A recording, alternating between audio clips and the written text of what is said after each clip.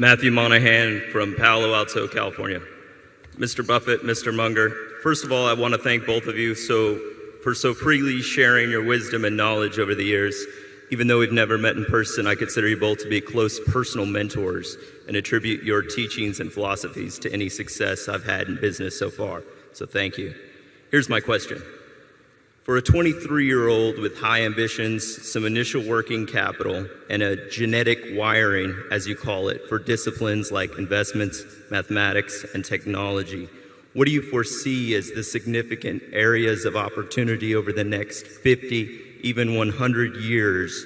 And if you were in my shoes, what would be your approach and methodology for really learning, tackling, and mastering these areas of opportunity for the purpose of massive value creation? Well, I remain very, and frankly, when you get the chance to talk to somebody like Lorimer Davidson, as I did when I was 20 years old, I probably learned more from Lorimer Davidson in those 4 or 5 hours than I learned in college, with the exception of learning some accounting or 1 or 2 subjects like that. So you just want to soak it up. If you have those qualities you talked about, you'll see the areas as you go along. I mean, Charlie and I probably, we've made money in a lot of different ways, some of which we didn't anticipate, when we were 30 or 40 years ago. But we did have the ability to recognize some. We didn't have the ability to recognize others. But we did know when we knew what we were doing and when we didn't. And we just kept looking. We had a curiosity about things. You would know at a time like the long-term capital management crisis, for example, that there were going to be ways to make money. I mean, they were going to be out there, and all you had to do was just read and think 8 or 10 hours a day, and you were going to cover a lot of possibilities, probably a very high percentage of them good and some of them sensational. So you can't really lay it out ahead of time. You can't have a defined roadmap, but you can have a reservoir of thinking, looking at different kinds of businesses, looking at different kinds of securities, looking at markets in different places, and you will then spot a reasonable number of things that come along. You won't spot every one of them. We've missed all kinds of things. But the biggest thing, too, is to have something in the way you're programmed so that you don't ever do anything where you can lose a lot. I mean,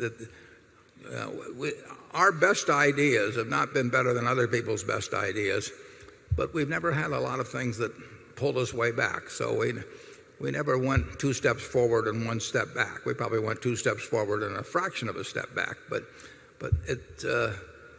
avoiding the catastrophes is a very important thing, and it will be important in the future. I mean, you will have your chance to participate in catastrophes. Charlie? Yeah, and of course, the place to look when you're young is in the inefficient markets. You shouldn't be trying to guess whether, one drug company has a better drug pipeline than another. You want to go, when you're young, someplace that's very inefficient. And you shouldn't be trying to guess whether the stock market is going to go up or whether long-term bonds are going to change in yield. I mean, you don't have anything going in that kind of a game. But you can have a lot going in games that very few people are playing, and maybe where they're even got their heads screwed on wrong in terms of how they're thinking about the subject. The RTC was a great example of a chance to make a lot of money. I mean, here was a seller of hundreds of billions of dollars worth of real estate, where the people that were selling it had no economic interest in it, were eager to wind up the thing, and they were selling it at a terrible time when the people who had been venturesome in lending were no longer lending. The people who had been venturesome in the equity end of real estate had gotten cleaned out. So you had a great background of environment, and then you had an imbalance of intensity in terms of analyzing situations between the seller, which was the government, with a bunch of people who had no economic interest in it and were probably eager to wind up the job, and buyers on the other side who were of the generally cautious type, because the more venturesome type had taken themselves out of action.